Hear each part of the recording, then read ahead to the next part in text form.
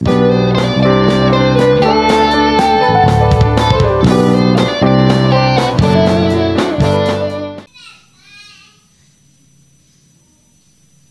ang topic po natin ngayong gabi ay ito, sanctification, the progress of salvation. Yan. Sabihin nyo nga sanctification. Yan. Sanctification. At syempre, di ba tayong lahat na mga Kristiyano, nung tinanggap natin si Jesus sa puso natin, na-save tayo. Tapos, pagkatapos nun, hindi lang tayo ina-expect ni Lord na ganun na lang, di ba na na-save lang, kundi gusto niya mag-progress tayo, mag-mature sa faith natin, magkaroon tayo ng spiritual growth, di ba? Kaya after nung nakilala natin si Jesus, tinanggap na natin siya, doon na tayo papasok sa proseso ng sanctification, di ba? Na tapos na, di ba, na-save ka, nakakilala ka kay Lord. Ngayon, ang ibig sabihin, para mas madali niyong maintindihan, sa madaling salita, ang sanctification ay proseso para maging katulad ni Jesus. Yan, sanctification, proseso para maging katulad ni Jesus. Kasi di ba, ang original na plano naman talaga ng Diyos sa tao ay maging katulad tayo ni Jesus. Di maging katulad ng Diyos, created nga tayo sa image of God, di ba? At gusto ng Panginoon ay maging tayo ay kagaya niya. Na kung ano yung ugali ng Diyos, maging ugali rin natin. Kung ano yung love ng Panginoon, mahalin din natin. Kung ano yung hate ng Panginoon, i-hate din natin. Ayan, kaya, di ba kung kung nag-one-to-one kayo, di ba, napag-aralan nyo doon yung 3 S. Di ba? Meron doon tinatawag na salvation, sanctification, tsaka service. Di ba? Na, ang sinasabi dyan, yung salvation, tumanggap tayo kay Jesus. After nun, na tayo, pinapaging banal. Sa Tagalog ng sanctification, pinapaging banal. Yung nililinis tayo ng Panginoon. Kasi, bakit ka nililinis? Kasi nire-ready ka pa for service. Nire-ready ka para maglingkod sa Panginoon. Kasi nga, alam natin yung we are saved to serve, di ba? Na kaya tayo naligtas, hindi para tumambay, hindi para umupo lang ng ilang years, di ba, sa upuan, kundi niligtas tayo ng Panginoon kasi may gagawin tayo, di ba? Maglilingkod tayo sa Kanya. At di ba, kaya rin tayo dumadaan ng sanctification kasi, dahil ginagawa tayong kagaya ni Jesus, kasi para magamit tayo ng Diyos na for His glory, para sa kapurihan niya, talagang gusto niya na magtagumpay tayo sa paglilingkod. Kasi meron talagang mga taong hindi nagtagumpay maglingkod. Sino yung mga yon, di ba? May mga minister na napatigil sila maglingkod, na eskandalo, nahinto sila sa paglilingkod kasi maaring ang nangyari, nilampasan nila tong pangalawang S, naligtas, tapos tumalon agad dun sa service. Yung parang hindi na dumaan sa sanctification, hindi na dumaan sa proseso, di ba? Kasi bakit kaya ganyan yung pagkasunod-sunod? Na kailangan dumaan muna tayo ng sanctification bago mag-minister, mag-ministry, gano'n. Kasi, di ba alam natin sa ministry, ang daming mga challenges. Merong mga iba't iba kang mga kakaharapin, di ba? Na pwedeng magpasuko sa'yo kung hindi ka dumaan sa sanctification, di ba? Kagaya ng halimbawa, yung itetest mo yung pasensya mo, di ba? Ready ka ba sa mga ministry pagka tinatest yung pasensya mo, kailangan yung endurance, na testing yan, yung perseverance natin, yung love, pagdidil natin sa mga tao. Tsaka for example, di ba sa ministry, may mga paghawak din dito ng pera. Halimbawa, naghawak ka ng church fund o ng fund para sa isang ministry. Pag pinahawak ka ba nun, ang gagawin mo ba, ibubulsa mo o gagamitin talaga, di ba? At halimbawa, pag pinuri ka ng mga tao, paano mo mahahandle yun? Hindi ka ba yayabang kapag pinuri ka? Tapos pag hinarap ka naman sa mga tao, ang daming tao, anong magiging mo doon? Parang magiging man-pleaser ka ba? O hindi. Tapos halimbawa, pag mag-isa ka, gagawa ka kaya ng kalokohan o magiging tapat ka pa rin kahit walang nagbabantay. At halimbawa, may mga time sa ministry, may mambabash, di ba? May mga nangaaway, papatol ka ba? Ganon. Kaya may mga iba't iba mga sitwasyon sa ministry na sa pag-service natin kay Lord na kailangan masanctify muna tayo. Nang sa ganon, hindi nga tayo matigil, kundi magtagumpay talaga tayo doon. Yan. At yung di ba yung verse na pray for the Lord of the harvest to send laborers. Yan, nilagay ko ba dyan? Yan, di pa pala, di ba may nabanggit nga pala na character muna bago ministry. Ayan yun. Kaya, yung parang, kasi pwedeng matigil yung ministry kapag nga hindi naayos yung natin, character, kung sino talaga tayo. Tapos yun, kasi bakit ko rin na i-share to, kasi, di ba yung nasa point yung church natin ngayon na kailangan natin ng mga bagong mga laborers. Yan yung parang sinasabi sa verse na yan na yung pray for the Lord of the harvest to send laborers. Di ba na sa Tagalog, kaya idalangin ninyo sa Panginoon na siyang may-ari ng anihin na magpadala siya ng mga tagapag-ani. Di ba parang sa mga kids teacher, nagsasabi sila na, Lord, magpadala ka naman ng bagong kids teacher. Sa campus, di ba, Lord, magpadala ka ng bagong maglilid ng mga care group. Sa mga Bible study, visitation, Lord, magpadala ka ng mga bagong sasama sa mga Bible study, yung mga nag-a-assist, ganon, mga tutulong. Lord, sa music team, magbigay ka ng bagong magiging musician. Parang sa lahat ng mga ministry, di ba, Lord, magbigay ka po ng panibagong mga mag-aaral sa Sunday school. Yung parang nasa point tayo ngayon ng ganyan na parang Lord, hindi pwedeng kami na lang, dapat may mga susunod, may mga bagong mga maglilingkod sa Panginoon.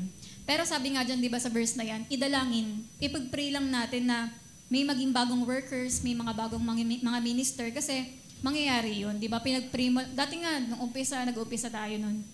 Ang pinagpe-pray lang namin lagi na, Lord, magpadala ka po ng mga magpe-pray, magpadala ka po ng mga maglilingkod sa'yo.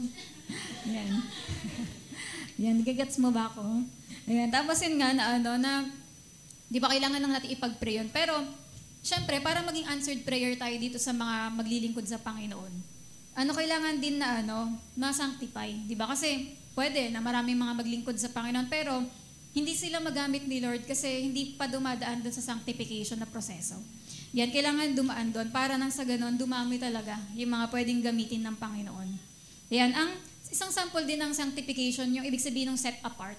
Yung naalala niyo yung kay Samson. Yan, di ba si Samson tinawag siyang Nazirite? Ibig sabihin nun, siya, set apart, yung pinili siya para sa isang espesyal na bagay. Hindi siya normal na kagaya ng iba. Yung ibig sabihin ng pagiging Nazirite niya, yung buhok niya, hindi niya papagupitan. Kasi pinapakita doon na meron siyang panata, na special siya para siya sa Diyos. Meron siyang gagawin para kay Lord. Kaya parang ibig sabihin niya, di ba, ang sinabi kay Samson, bawal uminom ng alak, bawal magpagupit, tsaka bawal siya mag-touch ng mga bangkay, yung mga unclean, ganun. Kaya ibig sabihin nun, kaya parang ibig sabihin niyan set apart, di ba, na special para, meron siyang gagawin kasing special. Tapos yung, pansin nyo rin sa mga yung parang sineset apart nila, yung mga pinipili niya. Nilalagyan din sila ng oil, di ba? Ang tawag doon, ina-anoint. Parang halimbawa sa mga hari sa Bible, di ba, si King David, si King Saul, di ba? Bago sila maging hari, binuhusan sila ng oil dito sa ulo. Yan, parang makikita nyo rin yung pagpili ni Lord, ina-anoint niya yung mga pinipili niya. Tapos ganun din, kunwari sa mga yung mga pagdededicate ng mga pastor, yan, yung mga minister, mga evangelist, missionary, pagka ino-ordain sila, di ba? Same din yung ginagawa, binubuhusan din ng oil o pinapahiran. Kasi ina-anoint, dinededicate kay Lord na maglilingkod itong tao na to, na i-bless siya ng Panginoon, na itong tao na to para kay Lord na to. Yan, kaya may mga ganun tinatawag dun, set apart for the Lord. Kaya yun nga rin yung mga set apart, ina-anoint sila ng Holy Spirit, di ba? Kasi gagamitin nga sila ng Panginoon. Tapos, pansin nyo lang din kay Samson tsaka kay Saul, di ba talagang set apart sila eh. Pero dahil sa disobedience nila, parang nawala, di ba, yung talagang, parang nawala yung anointing dun sa pagka-set apart nila. Yan, yung si Samson, nawala yung yung lakas. Si Saul, tinanggal bilang king, di ba, dahil sa mga disobedience. Ayan, pero si David, di ba, si King David, kahit na nagkasala siya, yung kay Bathsheba, pero dahil nga nagrepent, nagsisi si David, di ba, nagpatuloy pa rin yung plano ng Diyos sa buhay niya, yung parang yung calling o yung pinapagawa ni Lord sa kanya. Kaya mahalaga talaga yung repentance. Pero syempre, kahit na nagpatuloy si David, pero may mga struggles dahil dun sa kasalanan na yun. Tapos si Daniel, di ba, si Daniel maganda kasi, tsaka yung mga kaibigan niya, di ba, set apart din sila Daniel eh. Kasi, pansin nyo, nung pinapakain sila nung hari ng mga karne, ng baboy, tsaka ng alak, sabi nila, hindi po kami kakain ng ganyan, gulay na lang po kami. Tsaka tubig, di ba? Tapos nakita na mas naging malusog sila. Tapos, kahit na yung mga time na sinasabi na wag mag-pray si Daniel, pero nag-pray pa rin siya, di ba? Kaya, parang alam nyo yun, nagpapakatino sila kasi alam nila, set apart sila, hindi sila ordinaryo. Kagaya ng mga ibang tao. Alam nila na para sa Diyos sila. Kaya di ba pansin nyo rin sa buhay ni Daniel, sunod-sunod yung favor, yung promotion, kasi ganun yung set apart eh. Talagang tinakda mo yung sarili mo para kay Lord. Tapos pati rin sa 12 disciples, di ba? Yung 12 disciples kasi talagang pinili to ni Jesus, di ba? Na ikaw, Peter, ikaw, sumunod ka sa akin, Matthew, ganyan. Kaya at sila din talaga mga set apart. Kasi kunwari si Matthew, di ba, doon sa pagta-tax collector niya, di ba, sa tax collector na booth. Nandun yung, parang tinawag siya ni Jesus. Doon dati, siya ng mga pera, di ba, ng mga buwis. Pero, dumating sa time na sinabi ni Lord, sumunod ka sa akin. Tapos ganun din kay Peter, tsaka kay Andrew, James, and John, mga mangingisda sila, di ba? Pero, sinabi may mangingisda sila, pero sabi ni Jesus sa kanila, hindi na kayo mangingisda ng isda, kundi mangingisda na kayo ng tao. Di ba? Kaya ibig sabihin, pinili sila ng Panginoon. Ayan, subukan nyo mag-concentrate mabuti. Ayan, huwag kayong magpa-distract. Ayan, tapos yun nga, pati yung mga gamit sa temple, di ba yung sa temple o tabernacle, ayun, yung mga sa church, di ba? For example, sa temple at sa tabernacle, may mga gamit dyan na inilaan na dyan lang talaga. Di ba, kunwari, yung mga menorah, yung Ark of the Covenant, dyan lang talaga yan. Yung mga, hindi yan pwedeng gamitin sa ibang bagay. Kasi, dedicated yan for the Lord lang, yung mga bagay na yan. Parang halimbawa, dito sa church, paano mo masasabi na set apart or dedicated kay Lord? Halimbawa, okay lang ba sa inyo okay lang ba sa church na itong drum set natin, iparenta natin? Monday, pwede dun sa banda ng ganitong, dun sa may mga kantahan dyan, na mga may mga party dito sa parenta natin, pati itong Yamaha na to. Yan, parenta natin, yung mga na to, ganun. At yung TV natin, TV, kapag Monday, pwede naman tayo manood, ganun. Ng GMA, ABS-CBN, mga iba't ibang channel, ganun. O kaya manood tayo ng Netflix dyan, kasi di naman service, ganun. Tapos halimbawa, yung computer natin doon, parenta rin natin from Monday to yung mga pagwalang gawain. Pwedeng maging laruan niya ng mga Dota. Dota pa rin. Wala nang alam na ibang laro. Ayan, yung parang yung parang lahat ng mga games, pwede man natin gawin yun. Di ba hindi? Kasi yung mga instrument na to, set apart, ibig sabihin, dedicated para kay Lord. Hindi natin siya pwedeng ipagamit sa mga iparenta sa kung saang mga worldly na mga gawain. Diba? At yung TV natin, ito para kay Lord na yan, talagang labasan na yan ng mga pagturo, yan para kay Lord. Kasi yung computer, diba? Yan, na talaga yan para sa mga gawain para kay Lord. Kaya yun yung ibig sabihin ng set apart, diba? Na talagang dinedicate na siya para kay Lord. At ganun din sa atin, diba? Tayo ay peculiar peoples or special people. Yung sinasabi dito sa 1 Peter 2:9, diba? Na you are a chosen generation, a royal priesthood, a holy nation, His own special people. Ibig sabihin, special tayo. Sa Tagalog, kayo yung mga taong pinili talaga, di ba? Mga maharlikang pari, mga mamamayan ng Diyos, pinili kayo ng Diyos na maging Kanya. At tayo talaga, para kay Lord tayo. At, ayun nga, na ibig sabihin, kailangan natin maintindihan na talagang may pinili tayo ng Panginoon for a special purpose. Ayan, at kaya yung verse din na 2 Timothy 2:21, di ba? Sinabi dyan ito favorite ko nga ring verse to, yung, therefore, if anyone cleanses himself from the latter, kung lilinisin natin sarili natin yan sa Tagalog, ang taong lumalayo sa kasamaan ay nabibilang sa mga kasangkapang ginagamit sa mahalagang okasyon. Magiging tayong vessel for honor. Di ba? Sanctified and useful for the master, prepared for every good work. Kaya yung mga tao daw na lumalayo sa kasalanan, yun talagang sinabi nila kay Lord na ako. Yan, sila yung mga taong nagiging vessel for honor, useful, yung nagiging kagamit-gamit sila sa paglilingkod sa Panginoon. Yan, at di ba kanina special yung sinasabi dyan, hindi ibig sabihin, hindi tayo ordinaryo, hindi tayo normal, kasi pag dinedicate ka na kay Lord, pinili ka ni Lord. Naalala nyo yung araw na tumanggap ka kay Jesus, yun yung araw na pinili ka ng Panginoon. Di ba? Kasi tinakda niya yung day na yon na makilala mo siya. Kasi tinawag ka niya. Di ba? At yun nga, na lahat kasi ng bagay na dinedicate kay Lord, nagiging special. Kaya ikaw, hindi ka na ordinaryo, special ka. Kasi tinawag ka ng Panginoon. At lalo na pag dinedicate na tayo, di ba, buhay natin dinedicate natin kay Lord, nagiging tinatawag doon, yung special na yon, sanctified ang tawag. Di ba? Nagiging sanctified na tayo. Tapos yun, di ba? Kaya nga kung gusto nating magamit tayo ng Diyos, kailangan i-dedicate natin yung sarili natin sa Kanya. Yung halimbawa, meron kang mga hihiwalayan, di ba, na mga bagay na makamundo, mga bagay na makasarili, yung pangsarili, gano'n. Para magamit ka talaga niya. Kasi di ba, hindi gagamit si Lord ng vessel na madumi. Kahit ikaw nga magkakape ka ba dun sa may mga uod, may mga gamit pa ng 3 days na o 1 week na. 1 week na hindi nahugasan, di ba? Kakain ka ba dun sa parang yan yung mga ganyan na talagang hindi na matanggal ng dishwashing yung dumi dahil sa tagal na. Di ba, hindi tayo pipili ng mga gantong kundi parang si Lord din, pipili siya ng mga vessel na malinis. Di ba yung sinangtify, nilinis. Kaya yung dating ikaw, hindi ka lang, di ba, nung tumanggap ka kay Lord, alam niyo naman yung, kung ano tayo, no, nung tumanggap tayo kay Lord, yung talagang nandun pa tayo sa, hindi pa naman nagbago agad-agad nung araw na yon.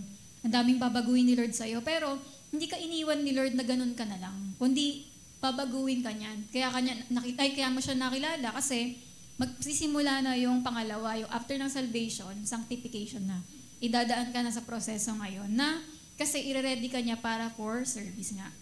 Kaya yon, yung mga sa mga bahay din, may mga ganito, may mga, ewan ko na kung may mga ganyan ba yung mga lola nyo, mga nanay nyo, na meron mga talagang nakatago-tagong mga special na mga special na mababasagin, hindi talaga papagamit. Kunwari man nauuhaw na ako, hindi papagamit sa'yo yung gano'n na social, yung mga pang-wine. Siyempre, nauuhaw ka lang, hindi naman special yung araw na to, gano'n. Pero kapag mga kasalan, di ba nakikita natin sa mga kasal yung mga ganito? Kasi special na event yun, once in a lifetime na parang event. Kaya nilalabas yung talagang grabe-grabing mga design, gano'n, mga pang-special na okasyon, di ba? Kaya kasi nga, ayun yung mga parang sinasabi kanina sa verse na a vessel unto honor. May mga gamit, may mga kutsarang mga ginto, kayo sa araw-araw ba ginto kutsaran? Hindi, di ba? Pagkasal lang yon, may mga ginto tayong nagagamit. Yan, kasi pang mga special yun. At sa atin din, pag dinedicate ka kay Lord, nagiging special ka. Di ba? Para kang ganito na ginagamit ka sa mga special na mga paglilingkod.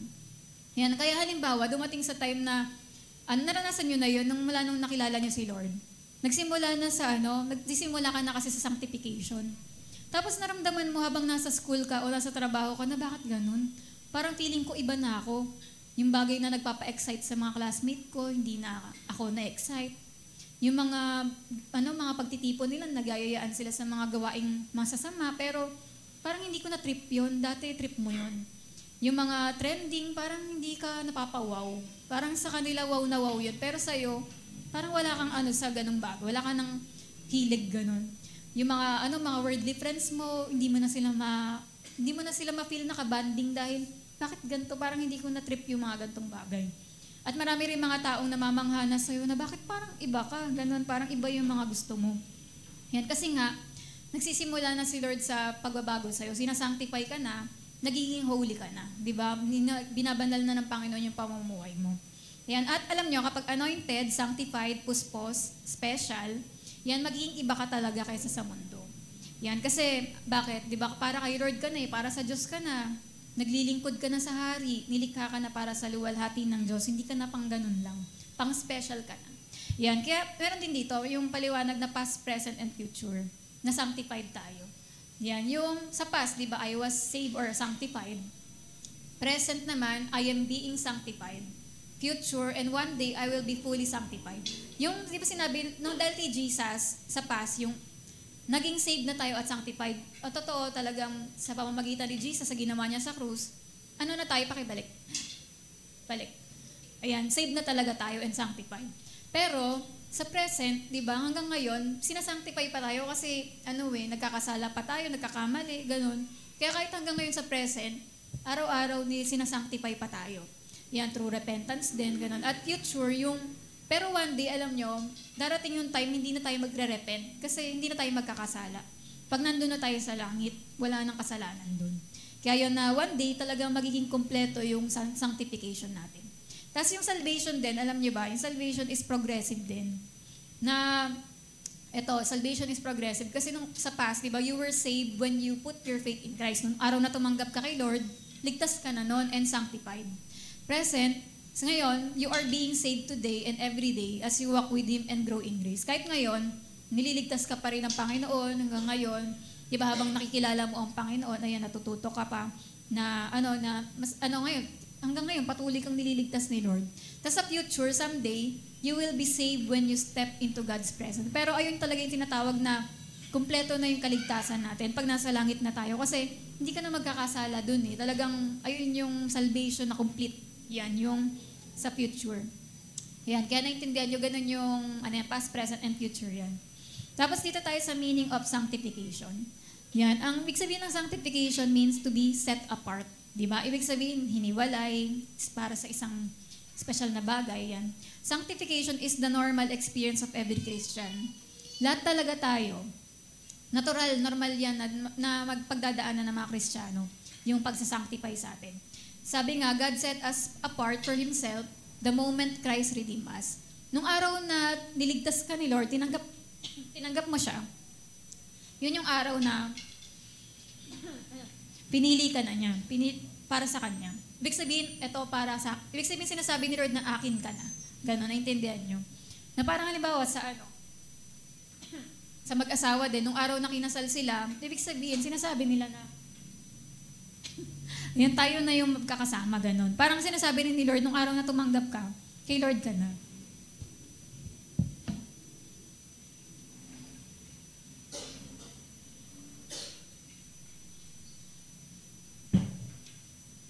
Sobrang tahimik, parang kahit orasan maririnig na. Ayan. Ayun nga, tapos, kaya yung araw na yon, di ba? Yan yung araw na sinabi ni Lord, akin ka at pinili kita. Yan, pinili ka ni Lord. Kasi dami-dami naman talagang taong pwedeng tawagin ni Lord, pero ba't ikaw? Di ba? Ibig sabihin, tinawag ka niya. At sabi nga dito, in fact, anyone who isn't sanctified isn't saved. Kasi lahat talaga ng mga niligtas ni Lord, sinasanctify niya.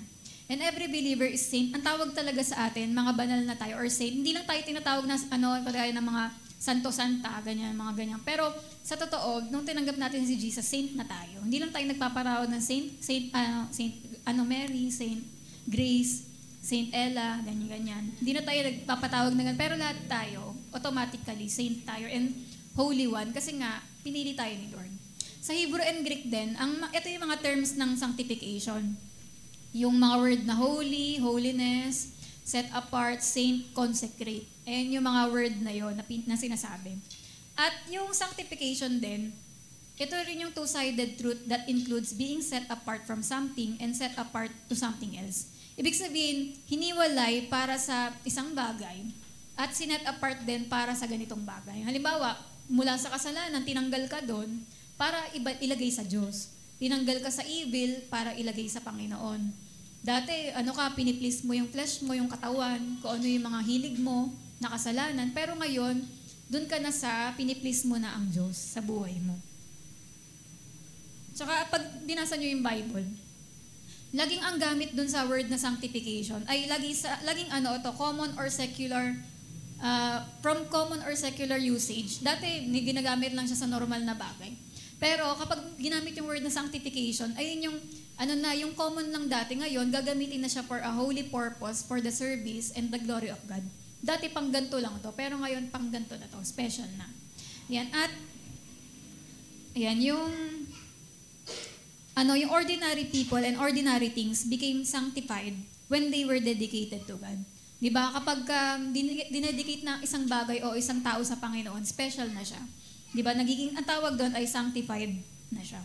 Parang halimbawa sa mga house dedication, yung child dedication, di ba?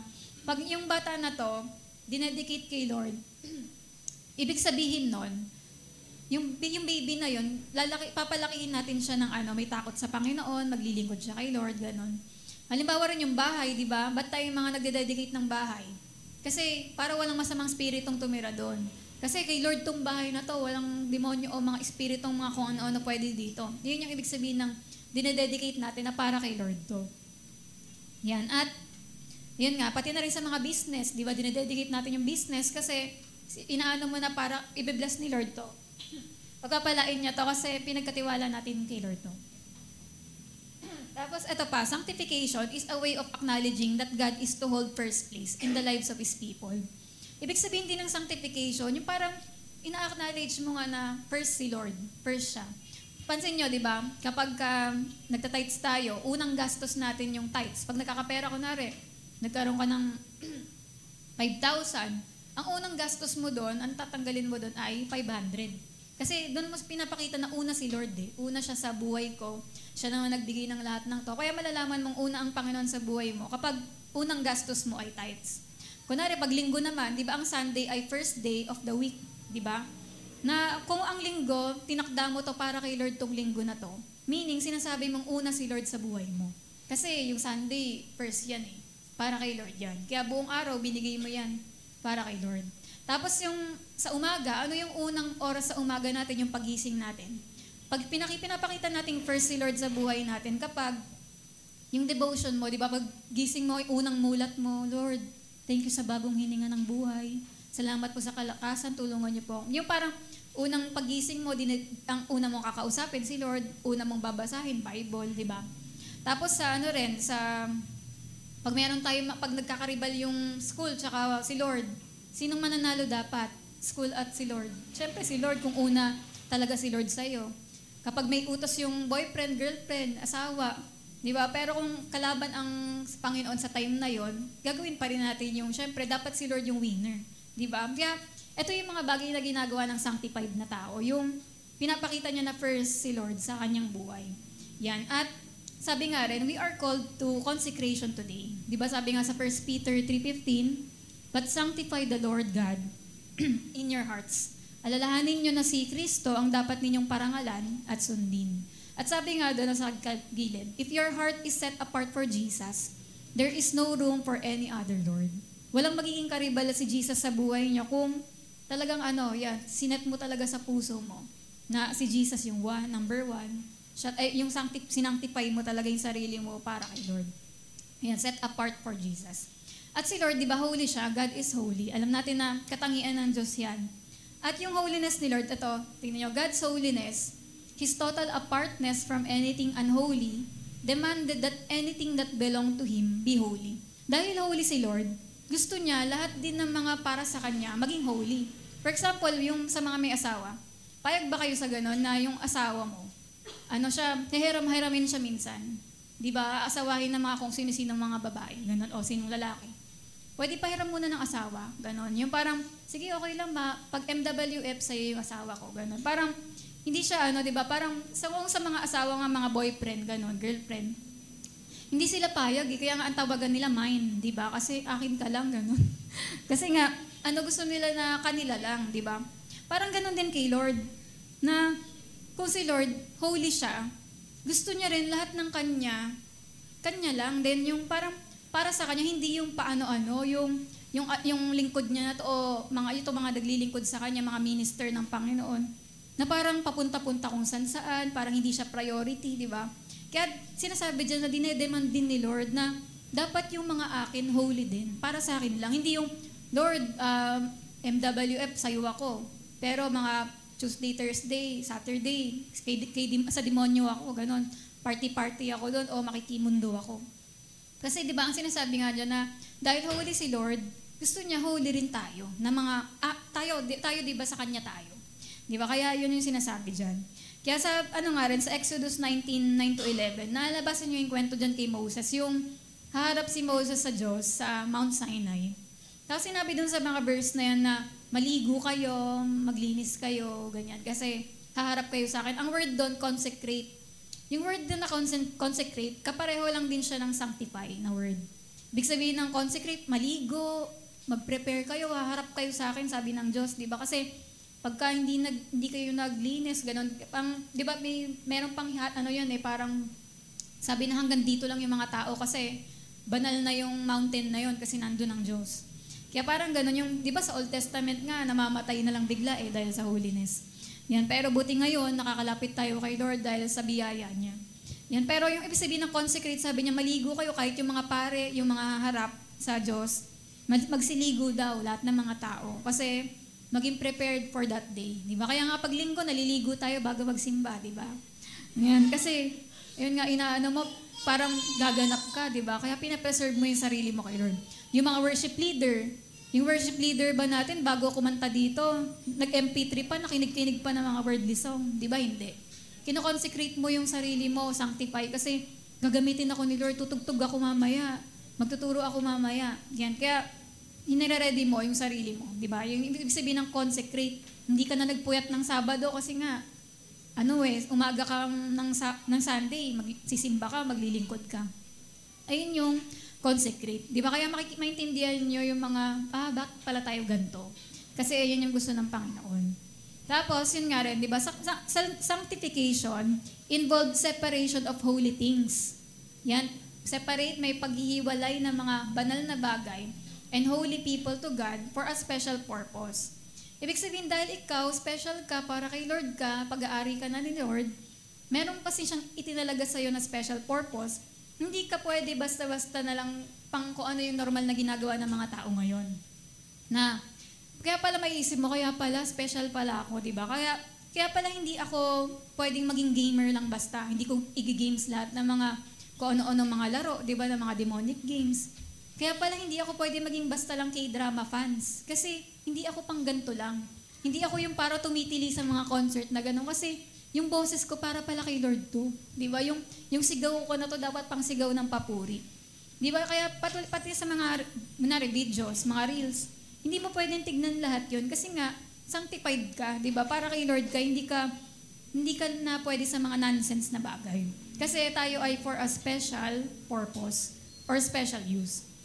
Kaya naintindihan nyo na yung Panginoon. Kaya pala, hinihiwalay niya tayo sa mga ganong makamundong bagay. Hinihiwalay niya tayo sa mga ganitong mga... kasi iba ka, mataas yung plano ng Panginoon sa atin. Hindi lang tayo pang ganon. Kaya yan, our sanctification also has a special purpose. Di ba? Kaya may dahilan bakit tayo nagpe-pay ng price. Di ba? Kasi alam nyo, kapag nagpaka-sanctified talaga tayo, pwedeng masave pamilya mo. Kasi talagang, Lord, talagang ibibigay ko sarili ko sa'yo. Na sa pamamagitan nun, masisave pala pamilya mo pag na-sanctify ka. Pwedeng marami kang madalang mga soul kay Lord, magiging soul winner ka dahil na-sanctify mo talaga yung sarili mo. Pwede ka rin mabless ka at angat ka ng Panginoon dahil sa pagiging sanctified. Angat kaysa sa mga kasabayan mo. At magugulat ka rin bilang pag naging sanctified ka na magugulat ka sa mga magagawa mo para kay Lord. Yan. At ito, yung God's ultimate goal for sanctification. Ba't ba talaga? Ano bang pinaka-goal ng Panginoon sa sanctification? Ayun yung Romans 8:29. Ito yung sabi dyan, For whom He foreknew, He also predestined to be conformed to the image of His Son. Sa Tagalog, sapagkat alam na ng Diyos noon pa man, kung sino-sino ang kanyang magiging mga anak, at sila'y itinalaga niyang matulad sa kanyang anak na si Jesus. Di ba? Kaya, ang pinaka-goal talaga, bakit tayo sinasanctify ni Lord? Kasi ito nga, yung gusto niya tayong gawing kagaya ni Jesus. To be more and more like Jesus. And sa eternity rin, di ba, we will be forever be like Him, di ba? Kaya, ayun talaga ang purpose, ba't tayo sinasanctify? Para maging kagaya ni Jesus. At meron tayong 3 phases of sanctification. Ito nga yung past, present, and future as a believers in Christ. Una, our sanctification is positional. Ayan yung tatlo. Our sanctification is positional. Pangalawa, progressive. Pangatlo, perfect. Sa una, our sanctification is positional. Sa Ephesians 2:6, sabi dyan, made us sit together in the heavenly places. O sa Tagalog, at dahil sa pakipag-isa natin kay Kristo, Jesus, binuhay niya tayo ng Diyos mula sa mga patay kasama ni Kristo para maghari tayong kasama niya sa kaharian ng langit. Yung sa heavenly places, medyo mahirap maintindihan yun, pero basta ganun. Yung kaligtasan natin, di ba, noon, na-sanctify na tayo, nakaupo na tayo kasama ni Jesus doon sa heavenly places. Kaya, in the past, talagang na tayo saved and sanctified. Na, sabi nga, we're already there spiritually.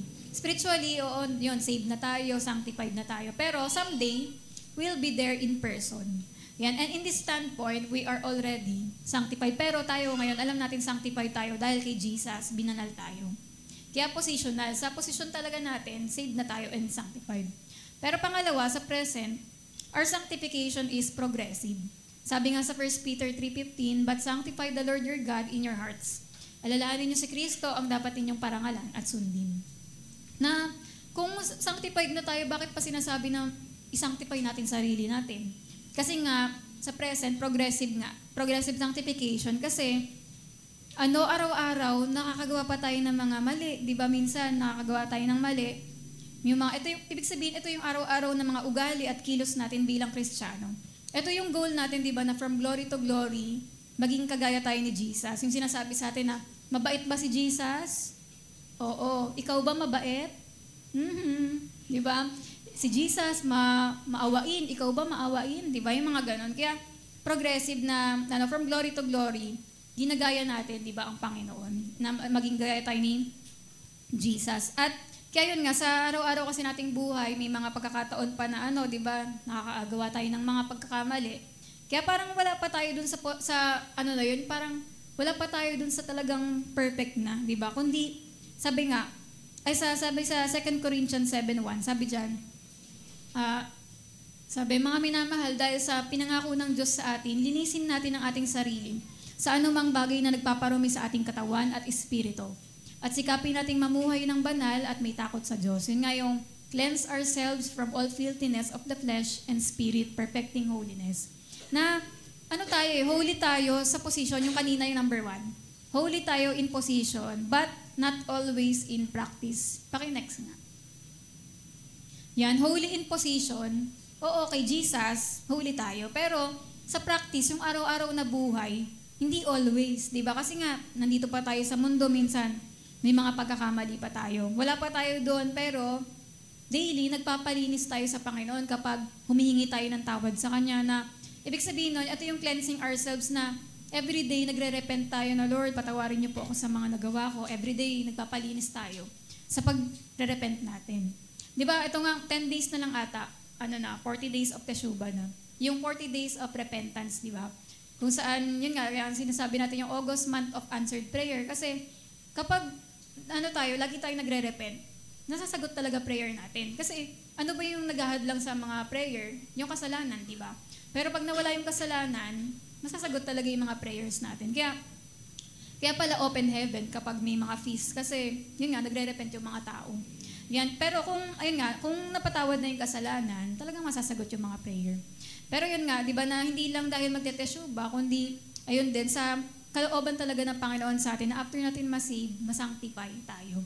Yung word dyan na cleansing ourselves, ibig sabihin nito, binibreak yung kapangyarihan ng kasalanan sa buhay natin. Kasi nung naligtas tayo, natanggal na yung parusa ng kasalanan sa atin. Pero ngayon, nasa process pa tayo na ma-deliver ng tuluyan, yung talagang hindi na tayo magkasala. Hindi pa mangyayari yun kasi nandito pa tayo. Pero papunta tayo doon. Pero di ba tayo mga Kristiyano, hindi natin dahilan yung parang sabihin natin, kasi talagang tao tayo, nagkakasala pa rin tayo. Hindi ganun yung reason natin. Kundi tayong mga Kristiyano, hindi tayo yung gumagawa ng sinasadyang kasalanan. Kagaya ng sabi ni David sa Psalms 19:13. Yung, di ba, keep back thy servant from presumptuous sin. Pag sinabing presumptuous, sinasadyang kasalanan.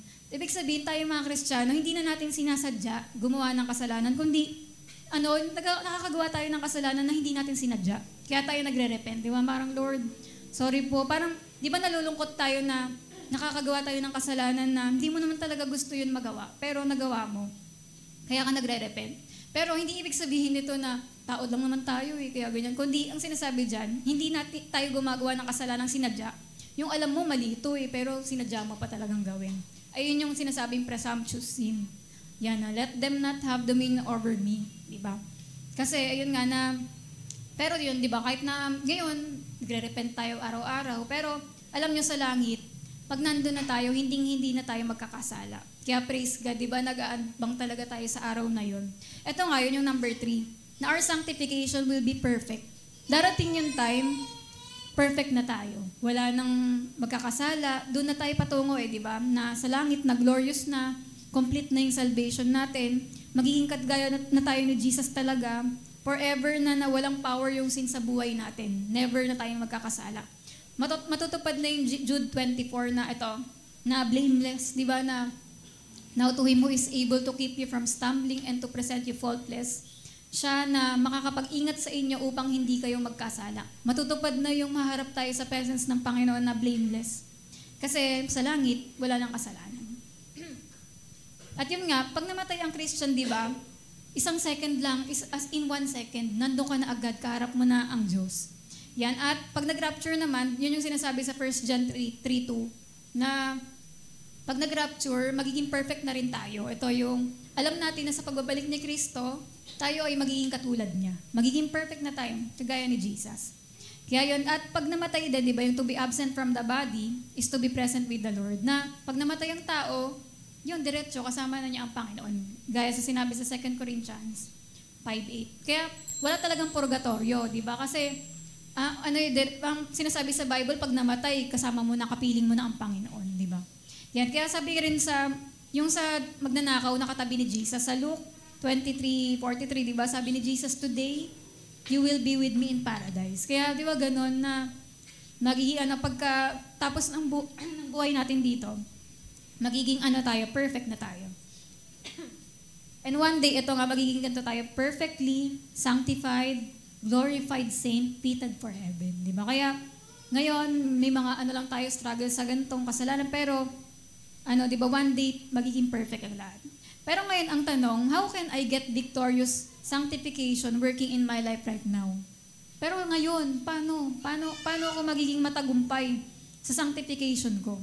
Yan, kasi di ba, may mga naman na tayong kasalanan, may mga sin patterns, yung mga isip natin kailangan ma-re-educate para matanggal talaga yung mga ganon. Ngayon, paano tayo magiging victorious? Number 1, tandaan natin na God and you are working together. Di ba? Na si Lord, tinutulungan niya tayo sa growth natin. Kaya tandaan niyo tong, your growth in Christ is a cooperative effort between you and God. Tandaan niyo na tulungan to, di ba? Na yung pagbabago ng Panginoon sa'yo, kailangan din ng cooperation mo. Yan. At paano yon? Di ba? Kasi iniisip kasi ng mga tao, kung gusto ko baguhin ng Diyos, babaguhin niya ako, siya bahala. O kaya, babaguhin din ni Lord yan, bahala na ang Diyos dyan. Hindi, di ba? Kanari sa atin, hindi Diyos lang ang bahala sa lahat, kundi kailangan ng cooperation. Ikaw tsaka si Lord, magtutulungan kayo para sa paglago mo at pagbabago mo, di ba? Kasi, you will work together. Sabi nga rin sa Romans 8:13, sabi niya, sapagkat mamamatay kayo kapag namuhay kayo ayon sa inyong makasalanang pagkatao. Pero mabubuhay kayo kung susupilin ninyo ang inyong makasalanang pagkatao sa pamamagitan ng banal na Espiritu. Kaya yun nga yung mga, if by the Spirit, you put to death the deeds of the body, you will live. Yan, kaya dito nga, yung mga kasalanan, di ba, pinapatay mo yan sa kapangyarihan pinapatay mo yung kapangyarihan ng kasalanan sa katawan natin. Pero, ginagawa mo yon sa tulong at power ng Holy Spirit. Hindi mo siya matatanggal sa sarili mo lang, kundi sa tulong ng Banal na Espiritu. Ayun yung sinasabi dito sa verse na to, na masusupil mo yan sa pamamagitan ng Banal na Espiritu. Parang halimbawa, parang hindi ganito, kunwari, Lord, ilayo mo sa akin yung cellphone ko. Bakit si Lord? Diba ikaw naman pwede maglayo ng cellphone mo? Lord, ayoko talaga mahawakan cellphone. Di ba? Parang hindi ganun. Hindi si Lord yung maglalayo ng gumawa ka ng paraan, Lord, para malayo yung cellphone ko. Ganun ba yun? Di ba? Ang dapat mong gawin, ilayo mo yung cellphone. O kaya burahin mo yung mga ads doon. Apps pala. Apps na kailangan mong di ba, hindi na makita. Tapos yung parang, Lord, wag po ako makakita ng mga malalawas sa reels ko at newsfeed. Pwede ba yun? Di ba? Pwede ba mangyari yun? Hindi, di ba? Na ikaw talaga yung didisiplina sa sarili mo. Pwede mo ba sabihin na, Lord, makaiwas ako sa mga na uminom habang nagbabanding kami sa bar. Pwede ba yon? Di ba na, andyan ka na onting-onti na lang, di ba? Yung parang ganun na, hindi ganun na, na si Lord lahat ng gagawa. Kundi ikaw, ang effort natin ay lumayo sa mga tutulong sa'yo magkasala. Whether bagay man or tao, di ba? At mapagtatagumpayan mo yun, syempre, sa tulong ng Banal na Espiritu. Sa pamamagitan ng prayer, tsaka Word of God, yan, makakayanan mo yun. At ito, yung tandaan din natin na hindi ka matutulungan ng Holy Spirit kung hindi ka makikooperate. Yan. Na yung isang tao, pagka inisip niya, si Lord, si Diyos na magbago sa akin, hindi ka mababago ng Holy Spirit kung hindi ka makikooperate. Yan, kasi, halimbawa, yung Holy Spirit ba magdadala sa'yo dito sa Sunday? Kung nagdesisyon ka na hindi ka babangon sa linggo, hindi ka babangon ng maaga, madadala ka ba ng Holy Spirit dito para makasimba ka? Hindi, di ba? Kailangan mo ng desisyon na gigising ako, magsisimba ako. Yan, kaya kailangan ng cooperation. Gusto ka baguhin ni Lord, pero dapat marinig mo yung message, makarating ka. Di ba? Sa mga Bible studies, sa mga fellowship, makapag-pray ka, ganon. Kaya may mga, may mga dalawa yan, teamwork yan ng Panginoon tsaka natin para talagang mangyari yung sanctification na to. At sabi nga ito, the Christian life is a cooperative effort. Kaya tandaan natin yan lagi. Gaya ng hindi lang si Lord, dapat may gawin din tayo. Sabi nga sa Colossians 1:29, sabi rin dito ni Apostle Paul, striving according to His working which works in me mightily. Yung nagli-labor din siya, sabi niya, nagpapakahirap ako sa pamamagitan ng kapangyarihan ni Kristo na nagpapalakas sa akin. Ibig sabihin, meron siyang wina-workout, di ba? Nang sa ganun ay magawa niya yung pinapagawa ni Lord. Pati na rin sa Philippians 4:13, anong sabi doon? I can do all things. Kaya natin lahat sa pamamagitan ng lakas ng Panginoon. Na hindi mo siya magagawa sa sarili mo lang, kundi nagtutulungan kayo ng Panginoon. Kaya mo, di ba? Kaya mo ba talaga na iwasan tong kasalanan na to? Kaya mo. Kasi you can do all things through Christ na nag-strengthen sa'yo. Di ba? At sabi rin sa Philippians 2:12-13, ito nga yun yung work out your own salvation with fear and trembling. Oo, it is God who works in you. Si Lord, kumikilot siya sa buhay natin. Pero, sinabi pa rin doon na work out. Sino bang mag-work out? Your own, yung sarili mo. Meron kang i-work out sa sarili mo. Sikapin ninyong ipamuhay ang kaligtasang tinanggap nyo. Sapagkat ang Diyos ang siyang nagbibigay sa inyo ng pagnanais. Si Lord, nagbibigay siya ng tulong sa atin, di ba? Pero, ikaw, mag-work out ka. Parang sinasabi dito na,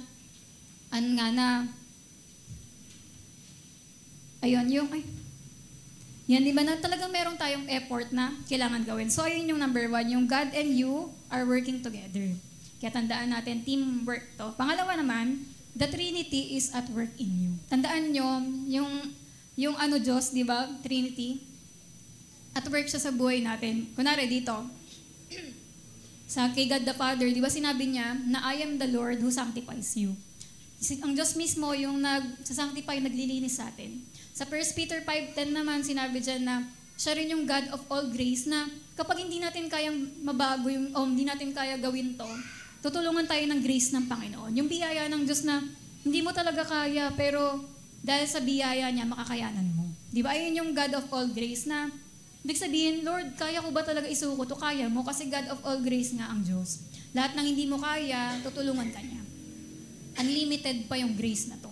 Tapos si Jesus, di ba? Ano yung sinabi ni Jesus? Siya yung, sabi niya, sanctify them by your truth. Sabi ni Jesus, your word is truth. Nasa-sanctify daw tayo sa pamamagitan ng word of God. Di ba? Na yung salita ng Diyos, ginagamit talaga yan para malinis tayo. Ma-purify tayo, di ba? Na habang nakikinig tayo ng word of God, nababago tayo. Tapos yun din, yung sinabi rin niya na sa 1 John 1:7, di ba, na yung dugo ni Jesus, ito yung naglilinis sa atin. Ito yung nagsasanctify sa atin. Yung kunwari, kahit ngayon may nagawa kang kasalanan, 1 John 1:9, tandaan mo lang, na if we confess our sins to God, He is faithful and just.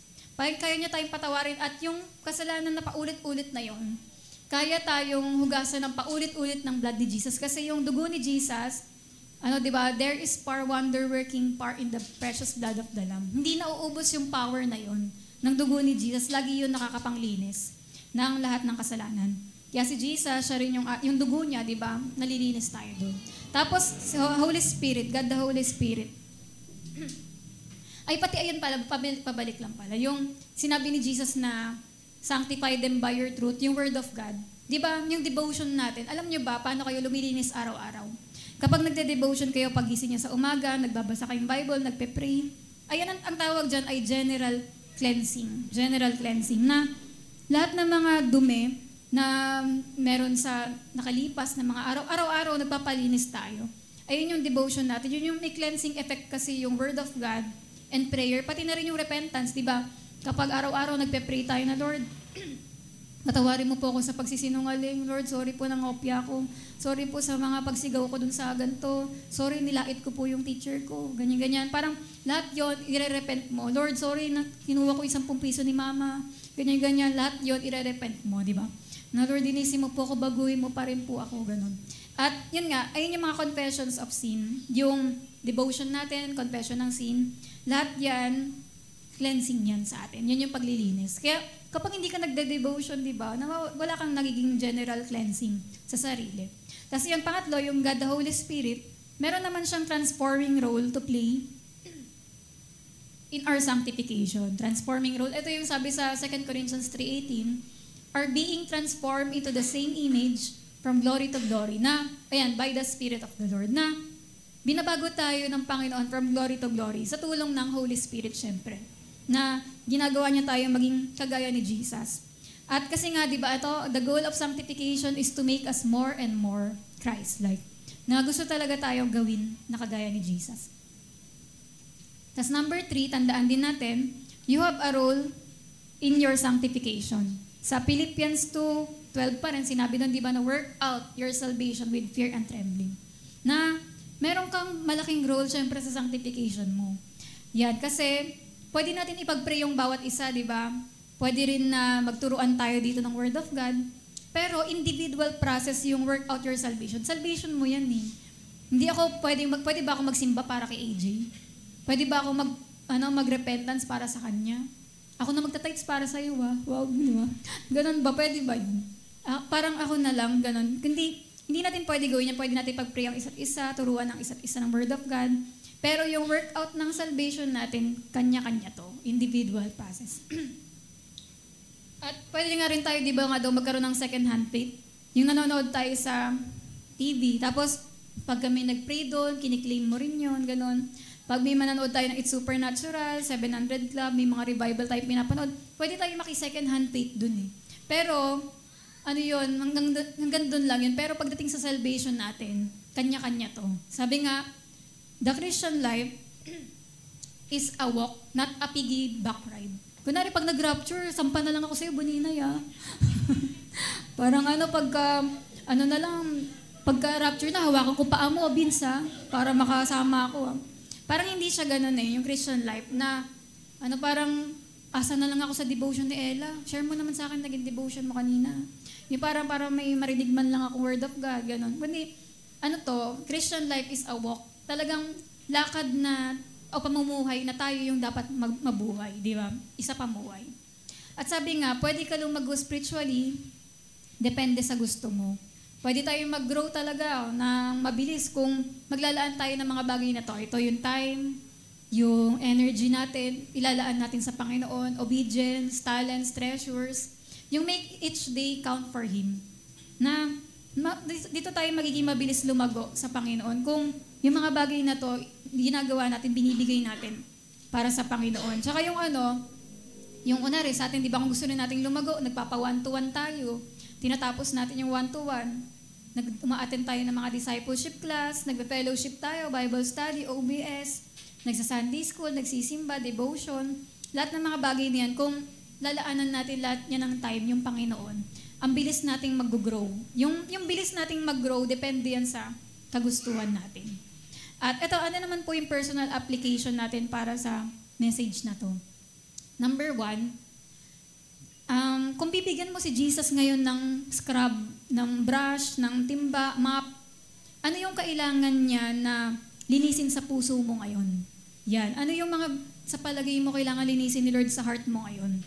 At baka meron ka rin na kailangan ibigay na susi kay Jesus na sasabihin mo sa Kanya. Baka kasi may mga kinandado kang kwarto sa puso mo na kailangan mo nang ipabukas. Yung mga tinatago mo yun eh. Pero Lord, sige, linisin mo na po yung puso ko. Kaya yung number 1 na gagawin natin ngayong gabi, kung papasok si Jesus sa puso natin, ay nakatira na siya sa puso natin, pero alam mo na may mga ipapalinis ka, kailangan sabihin mo na yan sa Kanya. Ibukas mo yan para kay Lord, para malinis niya ngayong gabi at masanctify yung mga puso natin. Pangalawa, i-quote natin dahil tayong mga Kristiyano, dapat as in, alam talaga natin tong Galatians 2:20. Alam mo yan, memorize mo yan, at i-quote mo yan araw-araw na, it's no longer I who lives, but Christ. Hindi na ako ang nabubuhay sa sarili ko, kundi si Kristo na ang nabubuhay sa akin. Kaya di ba, noon din, pinakabisado rin sa amin to. Na, ayun nga, di ba, lagi mo isipin araw-araw na hindi na ako yung nabubuhay. Kunwari, gusto mo gawin to, ay hindi. Hindi na ako ang nabubuhay sa akin. Kundi si Kristo na. Kaya kung gusto ni Jesus to, ito yung gagawin ko.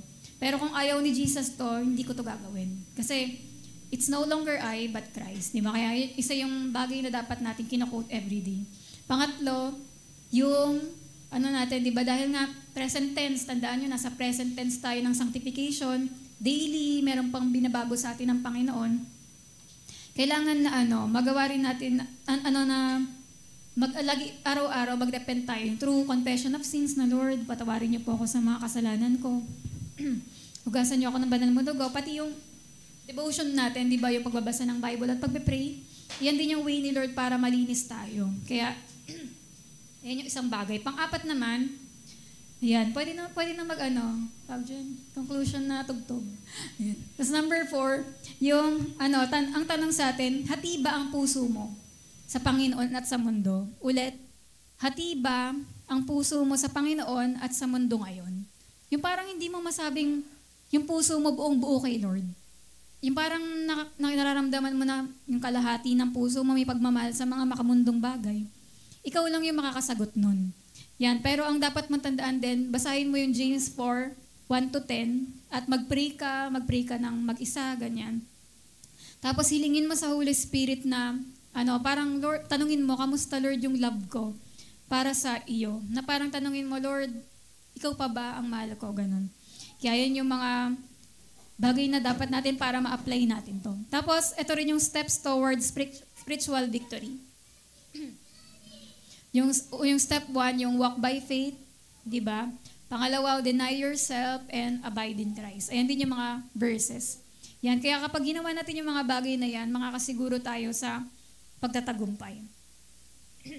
Yan, hindi lang dahil malapit na yung 40 days of Teshuvah o repentance, kaya tayo nagtatapik, di ba, ng ganito, kundi alam din natin na everyday, di ba, pwedeng bumalik na ang Panginoon. Malapit na mag-rapture, sobra na nga yung daming mga nangyari sa mundo, di ba? At katuparan ng mga prophecies, di ba? At pag bumalik si Jesus, di ba, sinasabi niya na babalik siya sa church na without spot, without blemish, and without wrinkles. Kaya, tsaka yung sinasabi na watch and pray, di ba? Nang sa ganun, pag humarap tayo kay Jesus, we will be accounted worthy, di ba, to escape all these things that shall come to pass and to stand before the Son of Man.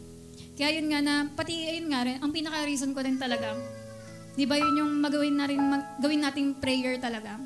At tingin ko napapansin nyo naman din yan sa mga preaching, mga message, di ba na talagang naghahanap si Lord ng mga bagong workers, bagong laborers, parang Lord, hindi pwedeng nauubusan yung mga teacher ng ganito, mga leaders ng ganito, hindi pwedeng nauubos yung mga naglilingkod.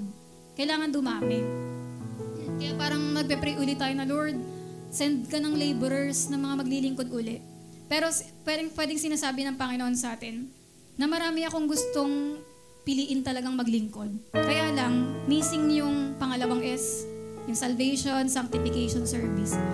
Parang inaano ni Lord na, oo, maraming sana akong pwedeng tawagin maglingkod. Pero doon sa sanctification, kailangan dumaan sila doon na talagang maging kagaya tayo ni Jesus, ma-purify yung buhay natin, ma-set apart tayo na kung gusto mo gamitin ka ni Lord sa school, maging set apart na estudyante ka. Set apart for the Lord. Sa trabaho, mga working, maging set apart na working ka para kay Lord. Sa mga buhay natin, di ba, sa mga pamilya natin, ipakita talaga natin na set apart tayo para kay Lord, yung pamumuhay natin. Na special tayo, holy for the Lord. Kasi gusto ni Lord na gamitin tayo for a special service, special na purpose. Pero kailangan, di ba, na ngayong gabi, yun nga, ibigay natin kay Lord yung mga panglinis, mga dapat walisin, linisin sa puso natin. Para talagang makapamuhay siya. Hindi yung lagi tayo, kunwari, sa trono ng buhay natin. Lagi tayo nakikipag-agawan kay Jesus. Hindi, Lord, ako masusunod. Gusto ni Lord, eto, pero ikaw, para kumbaga sa driver, di ba, lagi kang nangaagaw ng manibela. Kundi ngayon, di ba, dapat gawin natin si Lord na Lord of our lives. Tsaka, kung sino may mga tinatawag ni Lord dito, alam ko na gets nyo tong message. Na talagang paparamihin ng Panginoon lalo yung gagamitin niya. Basta meron tayong willingness, di ba, na talagang magpagamit sa Kanya. Kaya, hindi ko alam kung ko na sa inyo yung kanta na Nothing Less Than Holiness. Parang play ko lang uli sa inyo kasi parang magandang prayer din natin siya, di ba? Prayer sa gabi na to na, Lord, I want to be like Jesus.